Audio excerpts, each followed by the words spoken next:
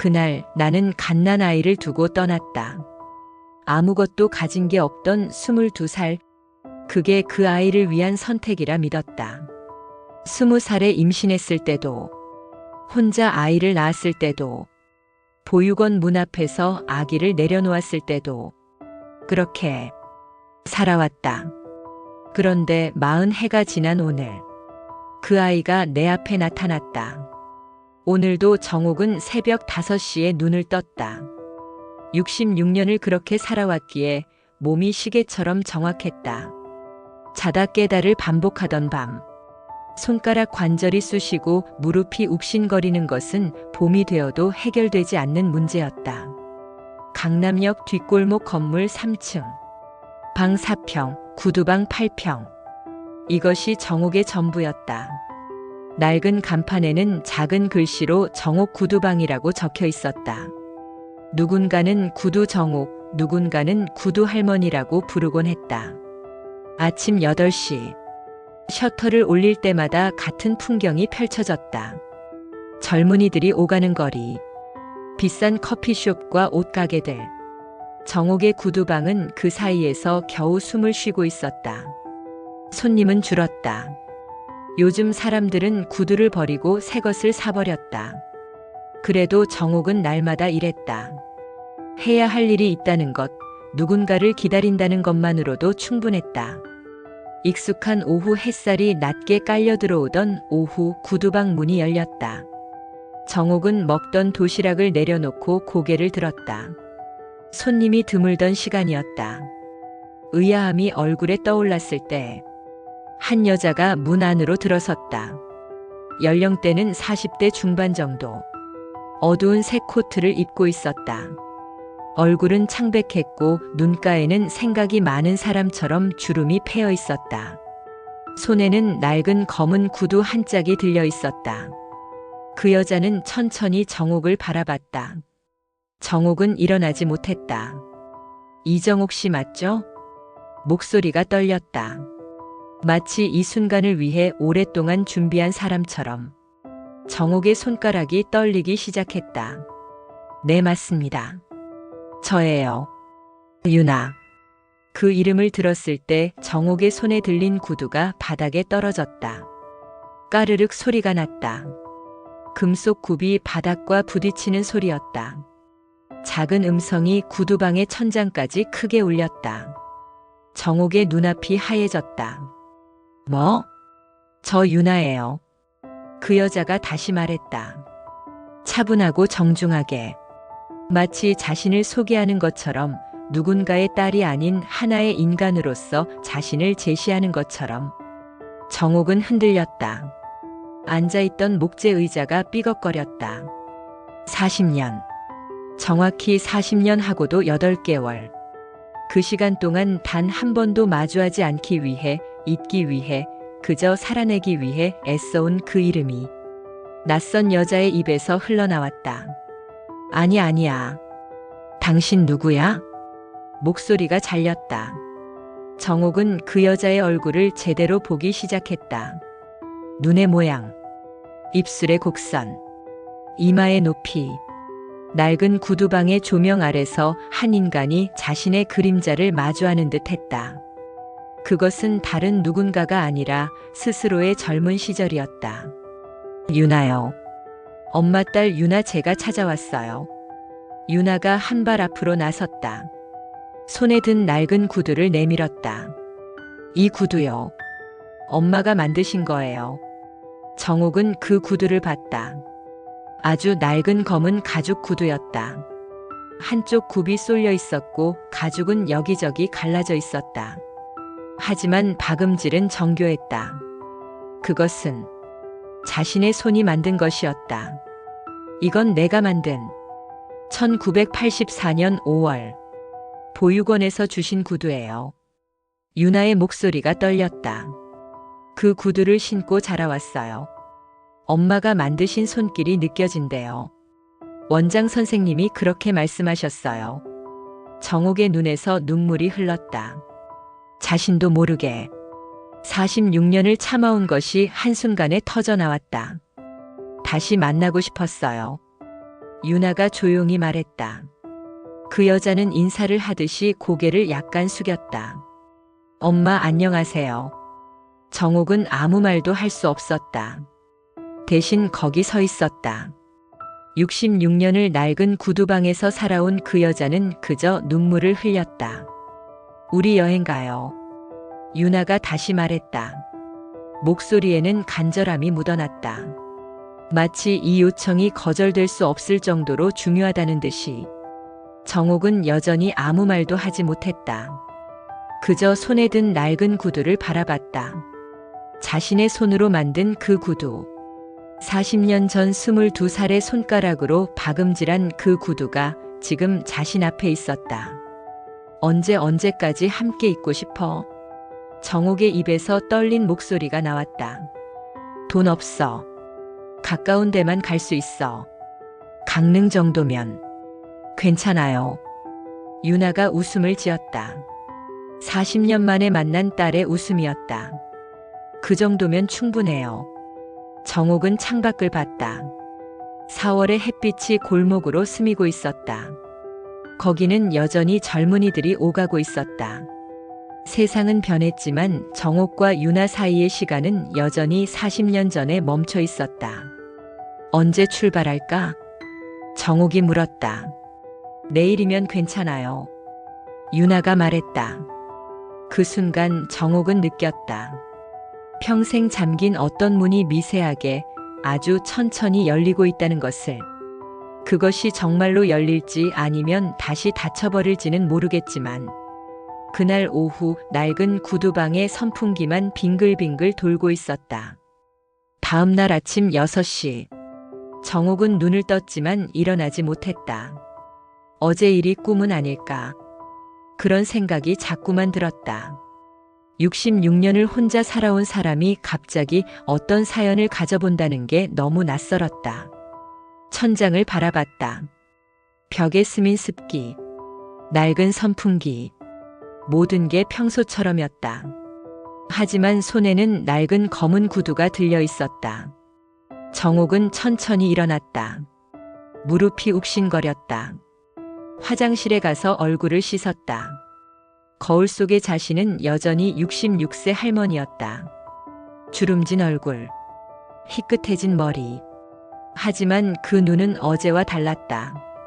뭔가가 깨어난 것 같았다. 오전 9시. 정옥은 구두방 문을 잠갔다. 반세기를 일해온 그 공간을 평일 아침에 닫은 것은 처음이었다. 손님이 있을 리 없다고 생각했다. 그래도 조금은 죄책감이 들었다. 하지만 더 큰 것이 있었다. 가슴이 철렁 내려앉는 느낌. 유나가 정말로 올까? 그때였다. 엄마. 유나가 건물 입구에서 손을 들었다. 어제와 같은 어두운 코트를 입고 있었다. 손에는 작은 여행 가방 하나씩. 그리고 화나지는 않지만 정성스러운 웃음이 있었다. 왔네. 정옥이 말했다. 목소리가 또 떨렸다. 네. 못 자서 일찍 나왔어요. 유나가 다가섰다. 아주 천천히. 마치 정옥이 흩어져 버릴 수도 있을 정도로 조심스럽게. 길을 걸으며 정옥은 유나를 자주 봤다. 옆모습, 걷는 방식, 손가락의 길이. 모든 게 자신과 닮아 있었다. 그런데 낯설었다. 40년은 너무 긴 시간이었다. 강릉은 처음 가세요? 유나가 조심스럽게 물었다. 응. 일만 하면서 살아서. 정옥은 더 말하고 싶었지만 말이 나오지 않았다. 뭐라고 해야 할지 몰랐다. 버스 안은 조용했다. 점심때가 되자 유나가 짐에서 뭔가를 꺼냈다. 도시락이었다. 제가 만들었어요. 유나는 도시락을 펼쳤다. 밥 위에는 계란말이, 깍둑 썬 소시지, 브로콜리, 당근이 알록달록 담겨 있었다. 밥에는 들깨가루도 뿌려져 있었다. 정성스러운 손길이 느껴지는 도시락이었다. 유나가 젓가락을 내밀었다. 정옥은 젓가락을 받았다. 하지만 들지 못했다. 손이 떨렸다. 이 밥은 내가 해줬어야 했는데. 40년 동안 단 한 번도 밥을 떠먹여 본 적 없는 엄마. 젓가락이 손 위에서 맴돌고 있었다. 유나는 아무 말도 하지 않았다. 대신 자신도 밥을 집어서 먹기 시작했다. 계란말이를 한 입 베어 물었다. 옆자리 승객들도 자연스럽게 보였다. 마치 모녀가 많이 하는 일처럼. 그런데 정옥은 계속 떨렸다. 밥을 입에 넣으려고 해도 손가락이 말을 듣지 않았다. 젓가락이 밥 위에서 맴돌았다. 천천히 드세요. 유나가 조용히 말했다. 그리고는 앞을 봤다. 창밖으로 흐르는 고속도로의 풍경을. 억지로 자신의 눈을 거기에 고정시킨 것처럼 보였다. 정옥은 그때 깨달았다. 내 딸도 떨리고 있구나. 그래서 일부러 앞을 보고 있구나. 내가 더 편해지길 바라며. 정옥은 천천히 젓가락을 들었다. 손이 여전히 떨렸지만 밥을 집었다. 작은 한 입. 입으로 넣었다. 밥이 입안에서 녹았다. 들깨 냄새가 났다. 따뜻했다. 그리고 정성이 담겨 있었다. 맛있네. 정옥이 말했다. 목소리가 이상하게 나왔다. 정말요? 유나가 고개를 돌렸다. 눈이 반짝였다. 간단한 한마디에 기뻐하는 얼굴이었다. 응, 맛있어. 정옥이 다시 젓가락을 들었다. 이번엔 손이 덜 떨렸다. 계란말이를 집어서 입에 넣었다. 밥과 반찬이 함께 녹았다. 40년 만에 누군가가 만든 음식을 먹고 있었다. 딸이 만든 음식을. 엄마. 유나가 다시 말했다. 정옥이 고개를 돌렸다. 닮았어요. 엄마랑 저. 유나가 조용히 말했다. 손을 정옥 옆에 놓으며. 정옥의 손과 옆으로 나란히. 엄마 손과 딸 손. 주름의 패턴이 다르지만 손가락의 모양은 똑같았다. 손톱의 형태도 손목의 굵기도. 정옥은 말을 하지 못했다. 그저 두 손을 봤다. 자신의 손과 딸의 손이 나란히 있었다. 처음으로. 아무런 거부감 없이. 응, 닮았네. 정옥이 겨우 그 말을 했다. 이른 오후 3시. 버스는 강릉에 도착했다. 정옥이 발을 내디딘 강릉의 땅은 낯설었다. 공기가 다르게 느껴졌다. 바다에서 나는 냄새. 소금기가 묻어났다. 66년을 살면서 처음 맡는 냄새였다. 여기에요. 유나가 말했다. 손에는 여행 가방이 들려 있었다. 버스터미널 밖의 거리는 한산했다. 봄날 오후의 강릉은 조용했다. 어디 가지? 정옥이 물었다. 바다. 먼저 바다를 보러 가요. 유나가 답했다. 그들은 걸었다. 강릉의 낯선 거리를. 정옥은 유나를 따라갔다. 40년 동안 누군가를 믿고 따라간 적 없었다.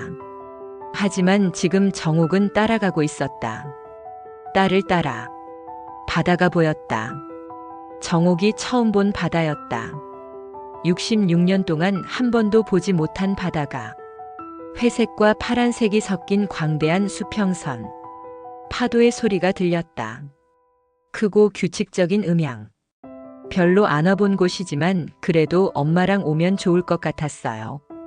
유나가 계속했다. 이 바다처럼 우리도 크니까. 우리 사이의 것도 크니까. 그래서 부어낼 수 있을 것 같았어요. 뭘? 정옥이 물었다. 나중에 말씀드릴게요. 유나가 웃음을 지었다. 슬픈 웃음이었다. 그리고 둘은 바다를 봤다. 바다 위에 해가 점점 낮아지고 있었다. 오후가 저물고 있었다.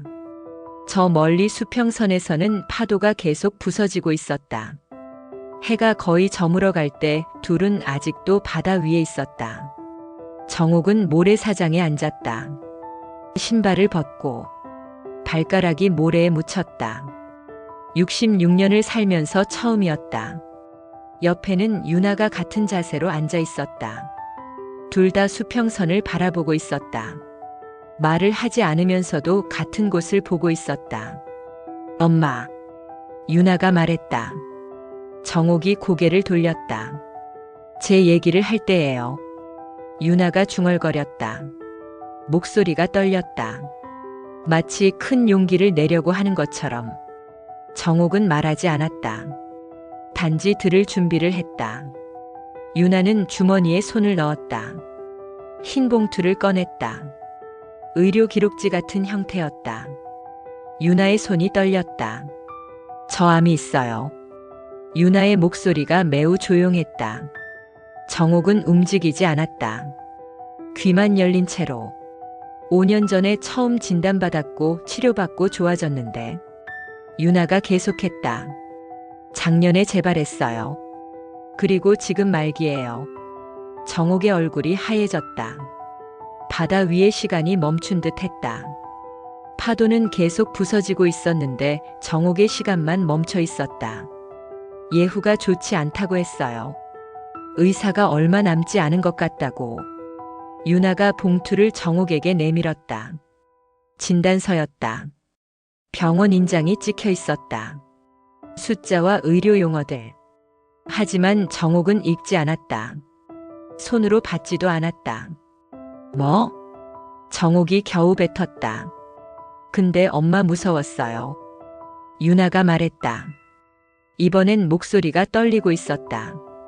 죽기 전에 엄마를 한 번이라도 봐야 할 것 같았어요. 정옥은 일어섰다.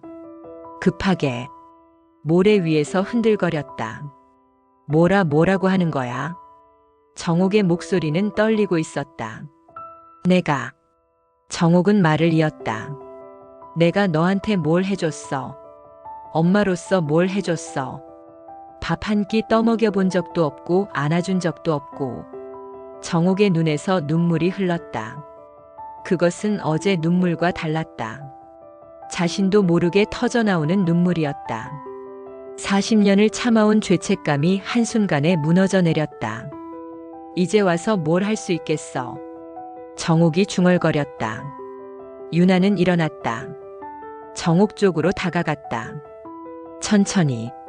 그리고 정옥을 안았다. 팔로 엄마의 어깨를 감쌌다. 괜찮아요. 유나가 말했다. 정옥의 등에 얼굴을 묻으며. 엄마 괜찮아요. 정옥은 울었다. 유나의 어깨 위에서 66년 동안 한 번도 안아본 딸. 그 딸이 자신을 안아주고 있었다. 암에 걸린 딸이 죽음을 앞에 두고도 엄마의 죄책감을 위로해주고 있었다. 나는. 정옥이 떠들었다. 말이 되지 않는 말들을 내뱉었다. 그냥 보고 싶었어요. 유나가 다시 말했다. 엄마를 한 번이라도 보고 싶었어요. 그리고 함께 어디든 가고 싶었어요. 이 바다도 보고 엄마 냄새도 맡고 엄마 손도 잡고 그게 다였어요. 정옥은 딸을 놓지 않았다. 모래사장에 바람이 불고 있었다. 해는 거의 다 졌다. 하늘은 보라색으로 변하고 있었다. 두 사람은 그렇게 서 있었다. 엄마와 딸이 처음으로 완전히 함께. 엄마. 유나가 정옥의 손을 잡았다. 펼친 손가락 사이로. 오른손과 오른손. 정옥의 손과 유나의 손. 주름과 주름이 맞닿았다. 정옥은 꼭 잡았다. 마치 손을 놓으면 유나가 사라져버릴 것처럼 40년을 잃어버린 시간을 이 한 손에 담으려고 했다. 미안해. 정옥이 중얼거렸다. 엄마 괜찮아요. 정말. 유나가 웃음을 지었다. 슬픈 웃음이 아니라 진짜 웃음이었다. 정말로 그게 괜찮다고 생각하는 웃음이었다. 엄마가 와줘서 좋아요. 이게 최고예요. 어떻게 날 찾았어? 정옥이 물었다. 처음엔 못 찾았어요. 유나가 말했다. 보육원에선 엄마 이름만 알았어요. 이정옥. 정옥이 눈을 떴다. 그리고 20살 때 한 번 찾아봤어요. 하지만 못 찾았어요. 서울은 크고 정옥이라는 이름도 많고 포기했어요. 엄마가 어디 있는지도 모르고. 유나가 계속했다. 근데 작년에 암이 재발했을 때 다시 찾아봤어요. 이번엔 좀 더 체계적으로. 그리고 운이 좋았나 봐요. 강남역 구두방 주인 정옥. 그게 맞는 것 같았어요. 그래서 찾아갔어요. 구두방에. 엄마를 확인했어요. 엄마가 주신 구두를 신으면 엄마 냄새가 난다고 생각했는데 유나가 정옥을 봤다. 정말 났어요. 엄마 냄새. 정옥은 말할 수 없었다. 40년 동안 자신이 냄새를 냈다는 생각도 해본 적 없었다. 자신이 누군가의 기억 속에 향으로 살아있다는 생각도. 유나가 손을 잡은 채로 일어났다. 정옥도 일어났다. 둘 다 모래 위에서 신발을 신지 않은 발로 모래를 밟으며 걸어갔다. 바다 위에 별들이 하나둘 떠오르고 있었다. 처음 본 하늘의 별들. 정옥이 66년을 살면서 제대로 본 별들이었다. 파도 소리가 계속 들렸다. 밀려오고 빠져나가고 다시 밀려오는 파도 소리. 펜션은 작았다. 강릉의 산 위에 조용히 앉아있는 목조 건물. 방은 2개로 예약했어요. 유나가 말했다. 열쇠를 들고. 정옥은 아무 말도 하지 않았다. 다만 고개를 끄덕였다. 그것도 맞다고 생각했다. 아직은 너무 이르다고 생각했다. 하지만 옆에 누군가가 있다는 것만으로도 충분했다. 밤 8시. 둘은 펜션의 거실에 앉았다. TV를 켰지만 아무도 보지 않았다. 배경음일 뿐이었다. 정옥은 유나를 봤다. 조명 아래서 유나의 얼굴은 더 창백해 보였다. 피곤한 얼굴이었다. 여행의 피곤도 있겠지만 다른 종류의 피곤이 묻어났다. 죽음을 짊어진 사람의 피곤. 쉬자. 정옥이 말했다. 아직 괜찮은데요. 유나가 대답했다. 병원 다니면서 많이 피곤했겠지. 정옥이 말했다. 유나는 웃음을 지었다. 엄마가 걱정해줘서 좋아요. 그 한마디에 정옥의 가슴이 철렁했다. 이런 기본적인 것도 못해줬는데 이제 와서 걱정한다고 해서 뭐가 되겠는가. 하지만 유나는 그것만으로도 충분하다고 하는 것 같았다. 밤 10시가 넘어서야 둘은 침실로 들어갔다. 정옥은 혼자 누웠다. 이불이 너무 부드러웠다. 낡은 방의 딱딱한 이불과는 다르게 66년 동안 이렇게 부드러운 침구에 누워본 적 없었다. 천장을 바라봤다. 어둠 속에서도 목조 천장의 나뭇결이 보였다. 옆방에서 유나가 자고 있을 것이다.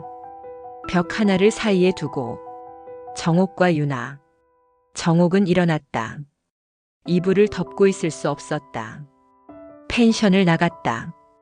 밖의 공기는 차가웠다. 산 위의 밤은 매우 조용했다. 시골의 조용함이었다. 서울에서는 절대 들을 수 없는 조용함. 정옥은 산 위의 계단을 내려갔다. 별들이 떠 있었다. 어제보다도 더 많은 별들이. 마치 모든 별이 여기 모여 있는 것처럼. 엄마. 뒤에서 목소리가 났다. 정옥이 돌아봤다. 유나가 담요를 두르고 서 있었다. 너도 잠이 안 오니? 정옥이 물었다. 네, 엄마가 나가는 소리가 들렸어요. 유나가 다가왔다. 옆에 앉았다. 담요를 정옥의 어깨에도 덮었다. 따뜻했다. 별이 많네. 유나가 중얼거렸다. 응. 정옥이 대답했다. 유나가 말했다. 매년 생일이 되면 선생님들이 아이들을 밖으로 데리고 나가서 별을 보게 해주셨어요. 그리고 말씀하셨어요. 저 별들도 엄마가 널 보고 있다고. 어디서든. 정옥은 아무 말도 할 수 없었다. 엄마가 정말 어디선가 날 봤나 싶기도 했어요. 그 별 중에 엄마가 있다고 생각했어요. 유나가 계속했다. 지금은 알아요. 엄마가 별 속에 있지 않고 강남역 구두방에 있다는 걸. 정옥이 눈물을 흘렸다. 다시, 또다시. 괜찮아요. 유나가 정옥의 손을 잡았다. 이제 엄마 옆에 있으면 되니까. 별 없이도. 둘은 그렇게 앉았다. 산 위에서 하늘의 별들을 보며 담요를 나누며. 사진 찍을래요? 유나가 물었다. 뭐? 정옥이 물었다. 우리 사진. 엄마랑 함께 찍은 사진을 가지고 싶어요. 유나가 핸드폰을 꺼냈다. 자화상 모드로. 정옥과 유나가 핸드폰에 비쳤다. 엄마와 딸. 가까이. 처음으로. 웃어봐요, 엄마. 유나가 말했다. 정옥은 입꼬리를 올렸다. 어색했다. 하지만 행복한 웃음이었다. 딸과 함께 찍은 첫 사진에서의 웃음. 찰칵. 잘 나왔어요. 유나가 핸드폰을 보며 말했다. 이건 제 생애 첫 엄마랑 사진이에요. 정옥은 핸드폰을 봤다. 화면에 비친 것은 두 사람이었다. 나란히 앉은. 담요를 나누고. 별 아래서. 어색하지만 진짜인 웃음으로. 엄마와 딸. 이걸 자주 봐야겠어요. 유나가 중얼거렸다. 힘들 때마다. 엄마가 옆에 있다는 걸 생각하게. 정옥은 아무 말도 하지 못했다. 다만 유나의 손을 더 꼭 잡았다. 밤은 깊어갔다. 계단 위에서 둘은 계속 별을 봤다. 말은 많지 않았다. 하지만 그게 맞다고 생각했다. 이 순간에는 말이 필요 없었다. 정옥이 일어났다. 유나를 도와 일으켰다. 함께 펜션으로 들어갔다. 엄마. 복도에서 유나가 말했다. 응. 내일도 함께 할 거죠? 정옥은 멈춰섰다. 그 질문 앞에서. 응. 함께 있을게. 정옥이 대답했다. 약속이에요? 약속이다. 정옥이 손가락을 펼쳤다. 유나의 손가락과 걸었다. 약속의 제스처. 소녀들이 하는 약속의 제스처. 각각 방으로 들어갔다. 정옥은 아까처럼 누웠다. 하지만 이번엔 달랐다. 마음이 조금 더 가벼웠다. 마음 한구석에 따뜻함이 있었다. 난생 처음 느끼는 종류의 따뜻함. 밤이 깊었다. 펜션은 조용했다. 산 위의 밤. 별들의 밤. 그 속에서 정옥과 유나는 각각 누워 있었다. 하지만 이제 둘은 혼자가 아니었다. 벽 하나를 사이에 두고도 이제는 서로를 알고 있었다. 이 세상 어디선가 같은 하늘 아래서 정옥은 눈을 감았다. 새벽 3시. 정옥은 유나의 신음소리에 눈을 떴다.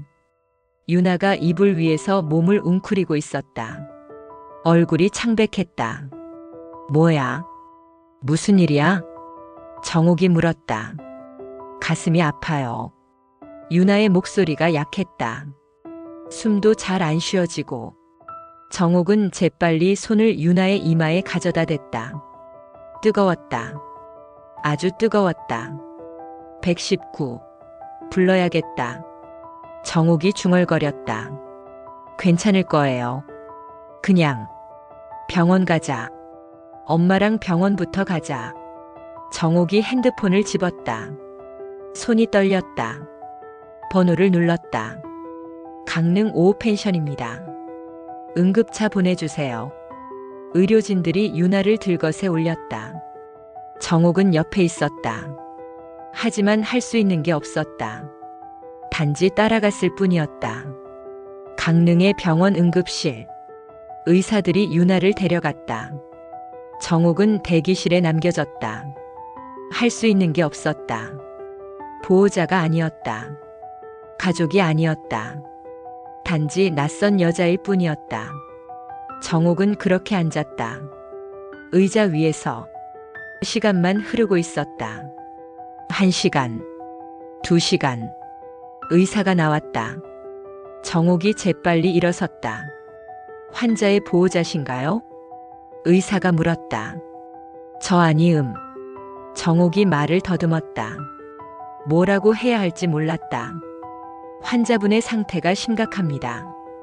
암이 폐로 전이되었고 지금 폐부종으로 인한 호흡곤란 상태입니다. 보호자분께 설명을 드려야 하는데 의사가 말했다. 제가 엄마예요. 정옥이 떨리는 목소리로 말했다.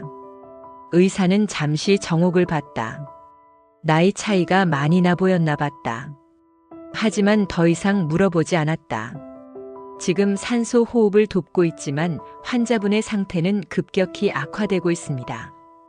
가족분들이 와야 할 것 같습니다. 정옥의 가슴이 철렁 내려앉았다. 만나볼 수 있을까요? 정옥이 물었다. 네. 하지만 시간이 많지 않을 수 있습니다. 유나는 중환자실에 누워 있었다. 산소 마스크를 쓰고 있었다. 각종 기계가 연결되어 있었다. 팔에는 점액질 수액이 꽂혀 있었다. 정옥은 그 모습을 봤다. 현실 같지 않았다. 어젯밤 별을 보며 웃던 유나가 이제 의료진들에게 의존해 숨을 쉬고 있었다. 유나야. 정옥이 손을 잡았다. 차가웠다. 차갑고 축축했다. 유나의 눈이 조금 떠졌다. 마스크 너머로 눈인사를 했다. 여기 있어. 엄마 여기 있어. 정옥이 말했다. 정옥은 할 수 있는 게 없었다. 단지 손을 잡고 있을 뿐이었다. 보호자로서 뭔가를 결정할 수도 의료진에게 지시할 수도 없었다. 단지 있을 뿐이었다. 의료진들이 계속 드나들었다. 기계 소리가 울렸다. 경보음이 났다. 정옥은 모든 것을 지켜봤다. 하지만 아무것도 할 수 없었다. 오후 6시. 경보음이 길어졌다. 의료진들이 몰려들었다. 가족분들은 밖으로. 정옥은 끌려 나왔다. 복도로. 다른 가족들 옆에서. 낯선 사람들 옆에서. 정옥은 벽에 기대어 섰다. 무엇을 어떻게 해야 할지 아무 생각도 나지 않았다. 5분, 10분, 15분. 의사가 나왔다. 그의 표정을 봤을 때 정옥은 알았다. 죄송합니다. 환자분이. 의사가 말했다. 정옥은 그 이상 듣지 않았다. 무릎이 꺾였다. 벽을 따라 내려앉았다. 정옥은 차가운 바닥에 주저앉았다.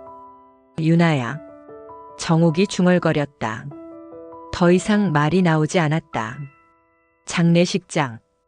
낯선 사람들이 몰려들었다. 유나의 직장 동료들, 친구들, 모두들 정옥을 지켜봤다.